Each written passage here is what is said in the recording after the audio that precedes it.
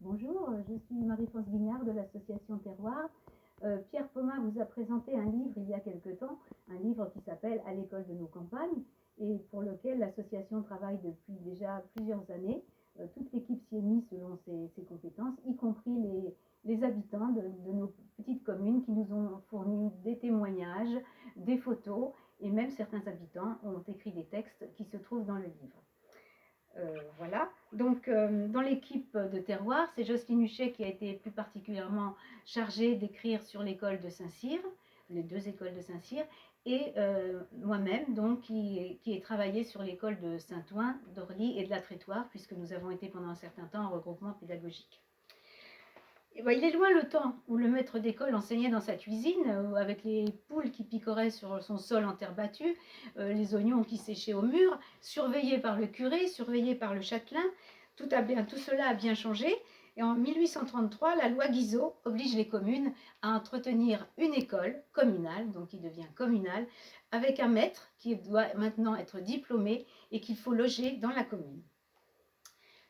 Puis ensuite, ce sont les lois Jules Ferry qui imposent une école gratuite, laïque et obligatoire. Et on voit fleurir à cette époque de nombreuses écoles, qu'on a appelées les écoles Jules Ferry d'ailleurs. Et on en voit dans la région, dans notre vallée du Petit Morin, des écoles très souvent construites par l'architecte Columeria Marmottin. On peut penser que cette recherche d'uniformité a fait que nos écoles se ressemblent toutes. Bon, bien sûr, c'était des écoles à classe unique, donc une seule classe, un seul maître qui faisait tous les niveaux. Les copains qu'on suivait depuis la section enfantine jusqu'au certif. Mais finalement, toutes ces écoles ne sont pas du tout uniformes, ne sont pas du tout semblables, elles ont toutes leurs particularités. Les ambiances changent d'une école à l'autre, ne serait-ce que l'emplacement dans le village, ne serait-ce que la salle de classe, l'aménagement de la salle de classe, la cour de récréation, le préau, même jusqu'aux petits coins qui sont tous différents. Dans les années 70-80, on a de nouveaux habitants qui sont arrivés de la ville, qu'on a appelés les rurbains, et qui ont voulu trouver à la campagne les mêmes avantages qu'en ville.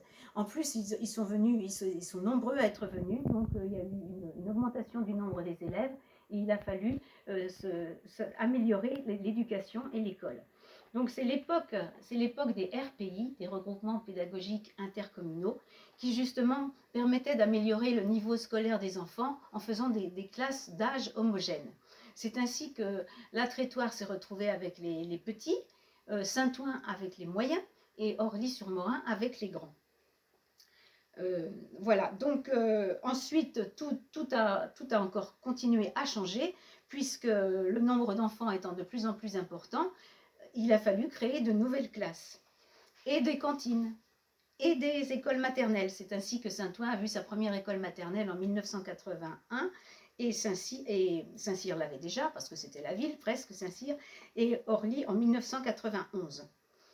Ensuite, donc, avec tous ces regroupements et tout ce changement, ces bouleversements, les enfants ont connu d'autres amis, les enseignants se sont rencontrés entre eux, les parents d'élèves également d'une commune à l'autre, et même les élus ont dû s'entendre pour avoir des actions communes. Ce regroupement des 3 communes a fonctionné jusqu'en 2008, puis l'école de Saint-Ouen a fermé parce que les enfants de Saint-Ouen ont été regroupés avec ceux de Saint-Cyr, qui maintenant se retrouvent avec 10 classes primaires. Et les enfants de la Trétoire et d'Orly sont restés regroupés avec au total 5 classes primaires.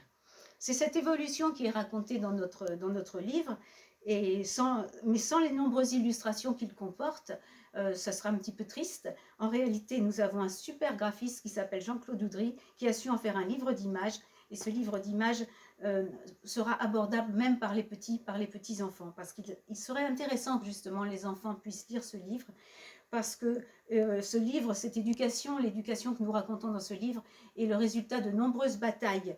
Et alors que de nombreux pays ne peuvent avoir accès à l'éducation, nos enfants, les nôtres, peuvent en bénéficier. Danton n'a-t-il pas dit qu'après le pain, l'éducation est le premier besoin d'un peuple? Nous vous souhaitons une bonne prochaine lecture, enrichissante et agréable.